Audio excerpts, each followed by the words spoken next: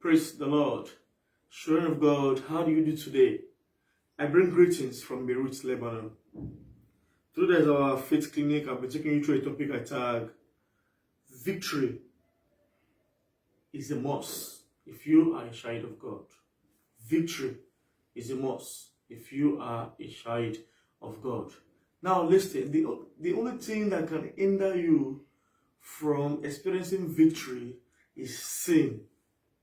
Sin can hinder you from experiencing the victory that is of God. Now, let's look at some keys to live a victorious life. Number one key is new birth. New birth. New birth. I'll take the anchor scripture from the book of John chapter 3 verse 8. And it says, the wind bloweth where it listeth, and thou hearest the sound thereof, but cannot tell whence it cometh, or whither it goeth.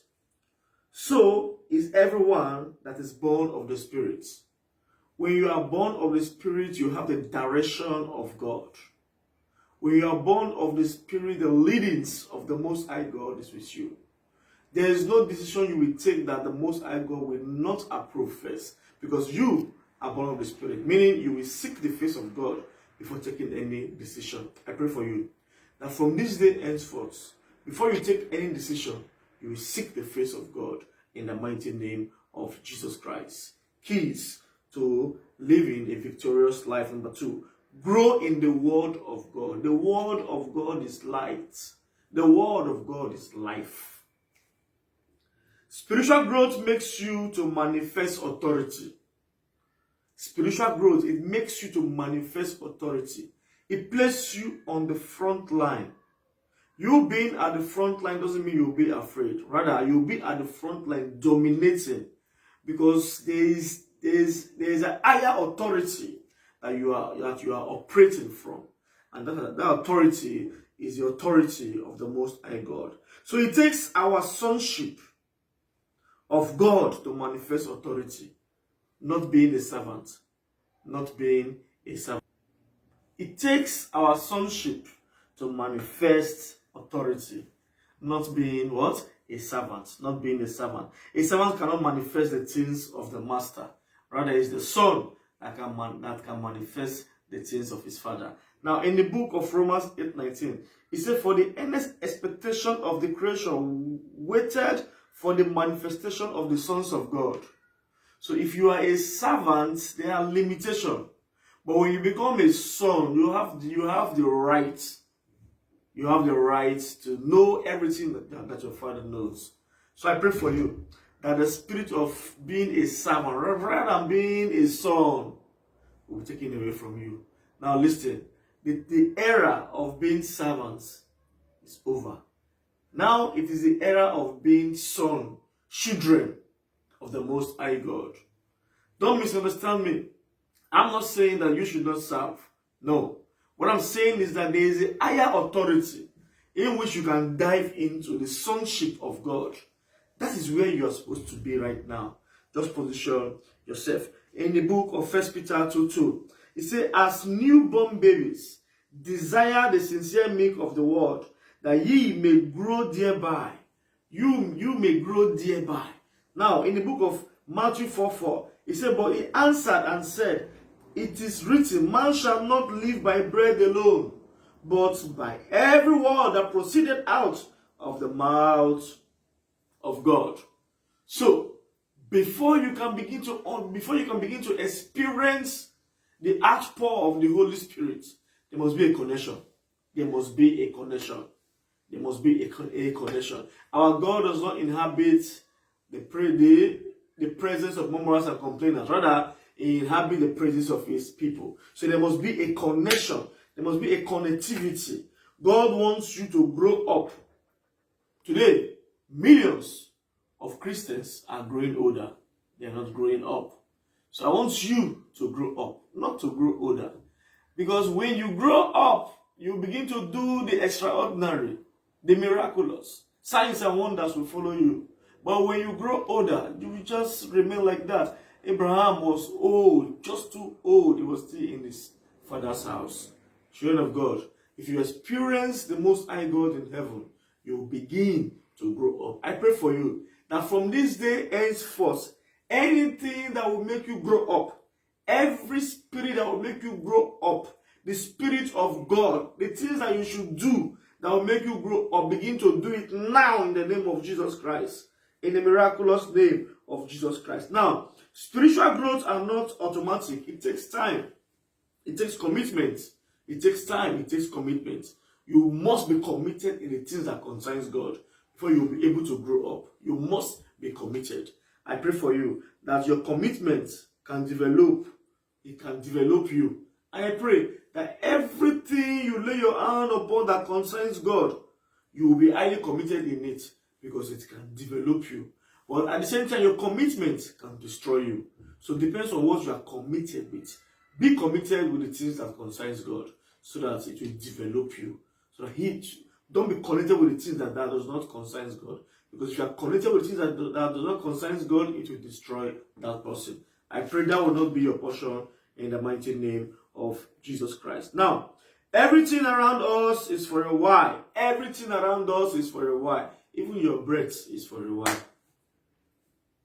Those buildings, you feel, oh, I have 700 buildings in Chicago, 20 in Los Angeles, 5 in Nigeria, let's say. You have what, 820. Very soon you will leave them. The bottom line is for you to give yourself to God. Surrender yourself to God. You are a passenger here on planet Earth. Now, everything around us is for a while. So live a godly life. Live like Christ. Live like Christ by acting like a brand new person that is in Christ Jesus. Let go of some old friends and some bad habits. I pray for you that every friend that will link you or lead you into committing sin, I pray that the Holy Spirit will separate you from such friends in the mighty name of Jesus Christ. Change the way you think by the help of the Holy Spirit. Ask. If you will not ask, you will not receive. Open your mouth wide and God say, I will feel it. Ask the Holy Spirit to come and change the way you think. Ask the Holy Spirit and He will do that for you. Behind everything you do, there is a thought. Let your thoughts be of God. If peradventure evil thought crosses your mind, rebuke it immediately. Rebuke it and tell that evil thought that you are not supposed to come near my dwelling. If any man or woman says that he or she does not think negatively, the person is a liar. It comes, but the ability for you to rebuke it, reject it, makes you who you are. It makes you understand your identity in the Trinity. Now, every behavior is motivated by a belief.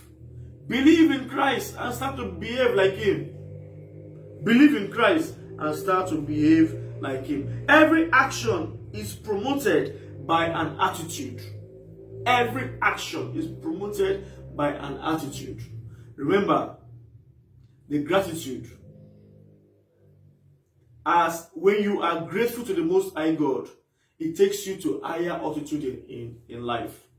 So you must be grateful to the Most High God. You must be concerned about the things that concerns God Almighty in heaven. Now always think about the kingdom of God. Always think about the kingdom of God. In this year, 2021, always think about the kingdom of God. Because when you start to think about the things that concerns God, God will start to focus on you. He will start to turn things around for your favor.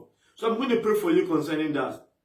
That from this day henceforth, you will become a kingdom committed son and daughters of the Most High God.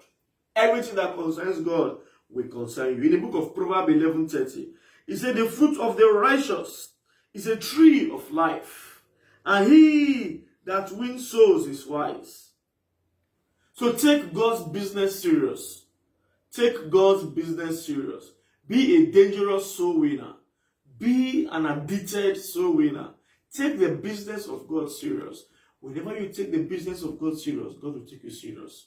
I pray for you that from this day henceforth, everything you'll be thinking about is how to populate the kingdom of God, how to populate the kingdom of God, and depopulate the kingdom of the devil. If you start to think and write like that, your life will be transformed. In the book of John 17:18, he said, as you have sent me into the world, even so I have also sent them into the world. So your ministry is the service to believers, while your mission is your service to unbelievers. So Christ said, as you have sent me, I have also sent them. I have done my part. I have trained them. I have sent them. So for you to grow, you must be studious. You must study to understand the word of God. You must study to understand the word of God. Your ministry is to reach out to the believers, encourage them, tell them about the second coming of Christ. Tell them not to give up. While your mission is to go out there and touch the unbelievers. Tell them about life that is in Christ Jesus. Now,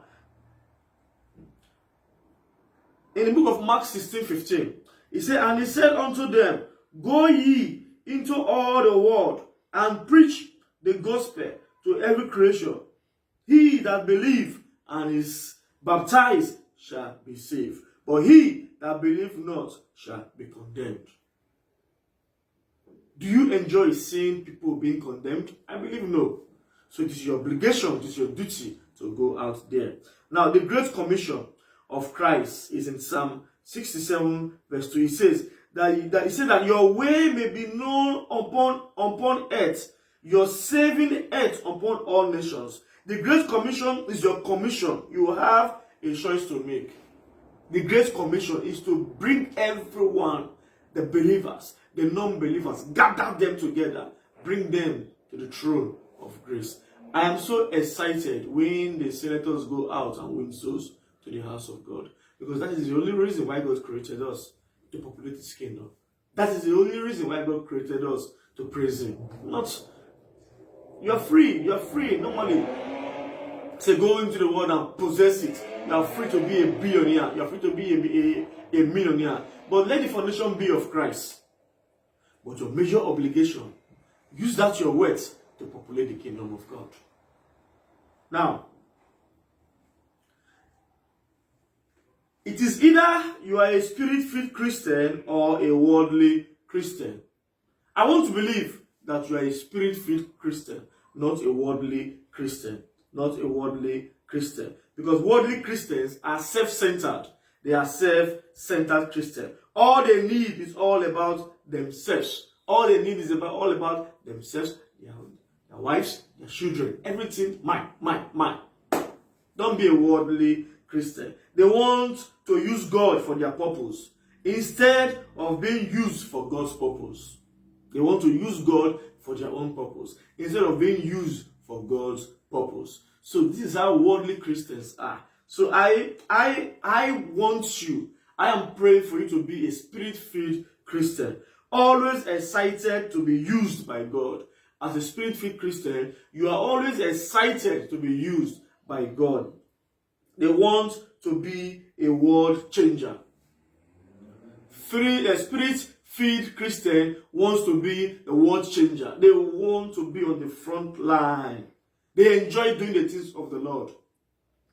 Now, anything that will not make you enjoy doing the things of the Lord, I hereby curse it from the root today in the name of Jesus Christ. The Bible tells us very clearly. It said, go into all the world, make disciples of all nations. So, it was here in the Middle East that Christ told them to go into the world.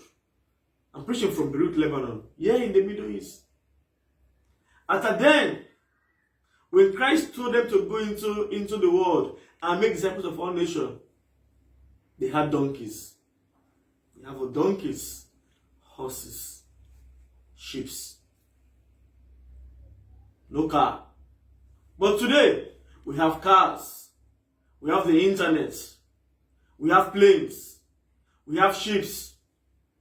We have everything we need to spread the gospel to the ends of the earth. Still, you are reluctant.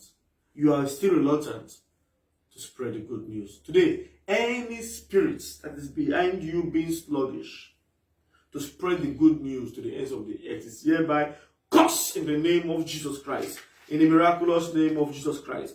Spirit-filled Christian, pray for the unbelievers and the believers to be changed. Spirit-filled Christian do not condemn the unbelievers. They pray for them to change. They also pray for the believers to change for good.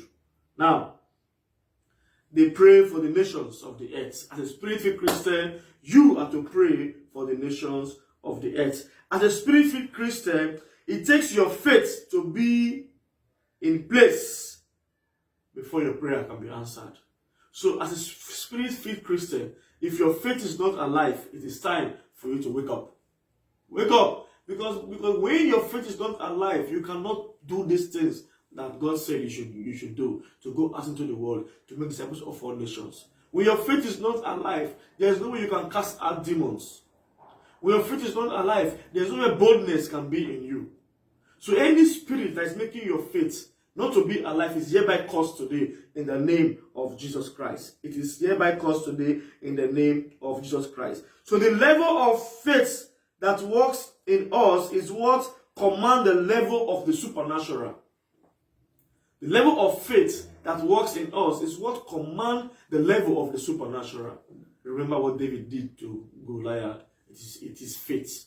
It is faith. It is faith. You know, the devil is very trickish.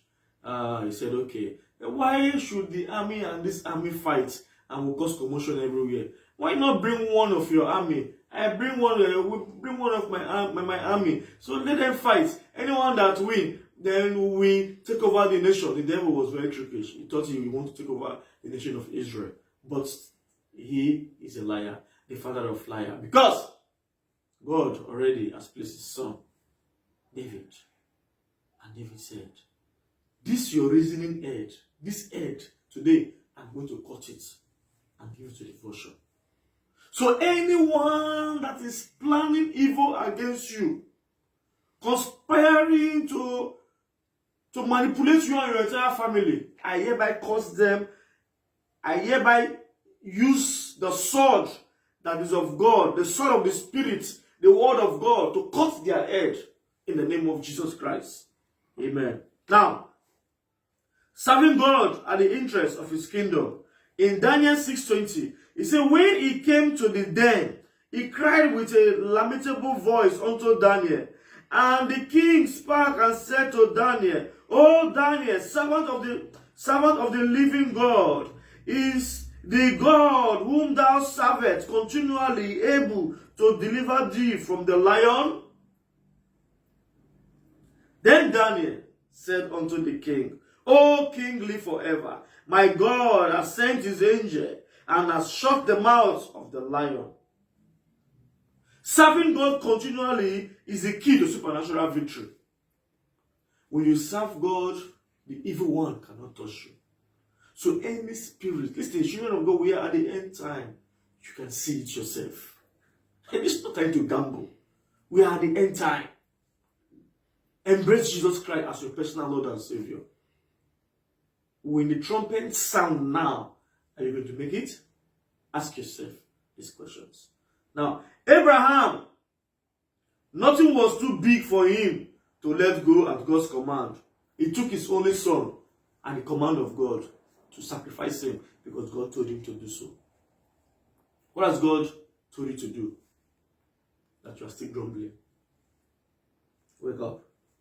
In the book of Genesis, that's 9:9, Joseph said, but I fear God. How can I do this wicked thing and sin against God? But you don't care. So God is up there. I can do it. This life. Be very careful. Be very careful. Be very careful. In the book of Job 2:9, he said, then said his wife unto him, dost thou still retain thy integrity? Curse God and die. Just imagine. Great temptation. You can overcome these temptations when you have a relationship with the Most High God. When you are strong, when your foundation is of Christ. I pray for you that from today henceforth, your foundation will be of Christ in the mighty name of Jesus Christ. In conclusion, every time you put God aside, you start to struggle. Anything that will make you put your God aside,